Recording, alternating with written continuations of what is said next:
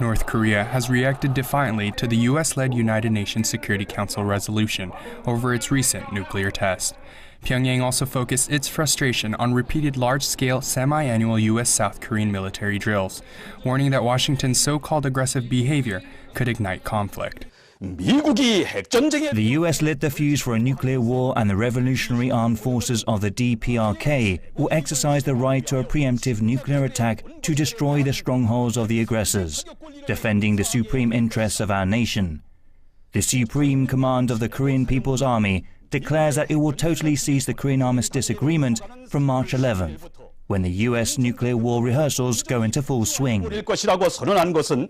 South Korea, a key U.S. ally with 28,500 troops on its soil, backed the United Nations Security Council's new sanctions on North Korea, saying that Seoul is committed to pushing Pyongyang to change. Seoul officials outlined the government's stance at a press briefing, which was delayed several hours due to an urgent security meeting.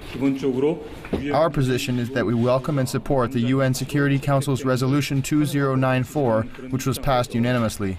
We hope North Korea doesn't ignore the advice of our government and the international community and makes the right decision as a responsible member of the global community. Pyongyang's call to end the Korean Armistice Agreement was first echoed Wednesday in response to the joint US-ROK military exercises Key Resolve Foal Eagle. Following the newly adopted sanctions on North Korea by the United Nations Security Council, relations between North and South Korea have further digressed.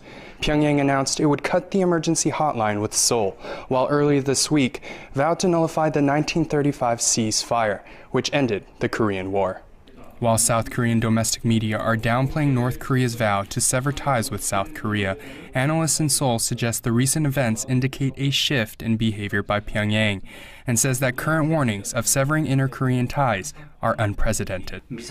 Until now, North Korea's nuclear and missile provocations have had some sort of pattern.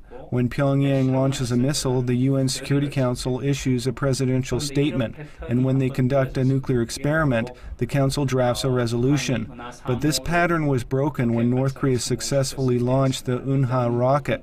At that time, they didn't issue a presidential statement, but passed Resolution 2087.